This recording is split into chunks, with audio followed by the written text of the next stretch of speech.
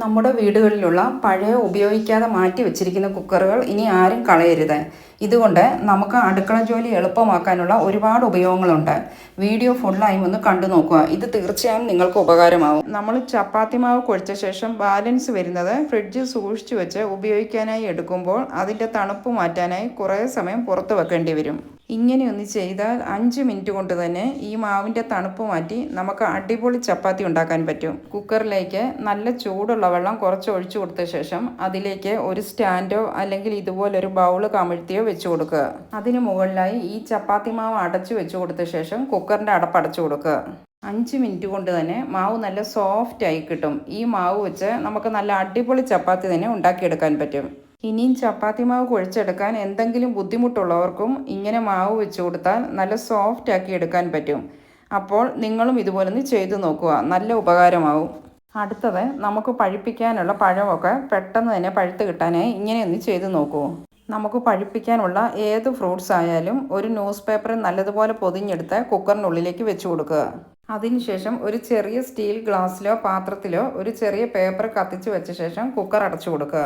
ഇങ്ങനെ നമ്മൾ രാത്രിയിൽ വെച്ചാൽ രാവിലെയും അല്ലെങ്കിൽ രാവിലെ വെച്ചാൽ വൈകുന്നേരം ആകുമ്പോഴേക്കും പഴം നല്ലതുപോലെ പഴുത്ത് കിട്ടും. പേപ്പർ കത്തിക്കുന്നതിന് പകരം ഇതുപോലൊരു തിരി കത്തിച്ചു കൊടുത്താലും മതി.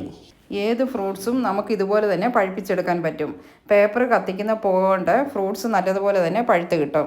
ഇങ്ങനെയൊക്കെ ചെയ്യാനായി ഇതുപോലുള്ള ഉപയോഗിക്കാത്ത കുക്കറുകൾ മാത്രം മതി. അടുത്തത് നമ്മൾ കറികൾക്കൊക്കെ തേങ്ങ വറുത്തെടുക്കുമ്പോൾ ഡെയിലി ഇങ്ങനെ തേങ്ങ വറുത്തെടുത്ത് അരച്ചെടുക്കാൻ വളരെ ബുദ്ധിമുട്ടാണ്. കുക്കറിലേക്ക് അല്പം വെളിച്ചെണ്ണ ഒഴിച്ചു കൊടുത്ത് ഒന്ന് ചുറ്റിച്ചു കൊടുത്ത ശേഷം നമ്മൾ എടുത്തു വെച്ചിരിക്കുന്ന തേങ്ങ ഇട്ട് കൊടുക്കുക. ഒന്ന് നല്ലതുപോലെ മിക്സ് ആക്കി കൊടുത്ത ശേഷം കുക്കറിൻ്റെ അടപ്പടച്ചു കൊടുക്കുക. വേണമെങ്കിൽ 2 തണ്ട് കറിവേപ്പില കൂടെ ഇതിലേക്ക് ചേർത്ത് കൊടുക്കുക. ഇനിയും വെയിറ്റ് ഊരി മാറ്റിയ ശേഷം കുക്കറിൻ്റെ അടപ്പടച്ചു കൊടുത്ത് ഒരു ലോ ഫ്ലെയിമിൽ വെച്ച് കൊടുക്കുക. ഇടയ്ക്കിടയ്ക്ക് പോയി ഇതുപോലൊന്ന് ഷെയ്ക്ക് ചെയ്ത് കൊടുക്കുക. ഒരു 2-3 മിനിറ്റ് കൊണ്ട് തന്നെ തേങ്ങ വറുത്ത് കിട്ടും. ഇടയ്ക്കിടയ്ക്ക് പോയി ഒന്ന് കുലുക്കി കൊടുത്താൽ മതി. എല്ലാ തേങ്ങയും ഒരുപോലെ തന്നെ വറുത്ത് കിട്ടും. നമ്മൾ സാധാരണ തേങ്ങ വറുത്തെടുക്കുമ്പോൾ കണ്ടിന്യൂസ് ആയിട്ട് തന്നെ ഇളക്കിക്കൊണ്ടേയിരിക്കണം.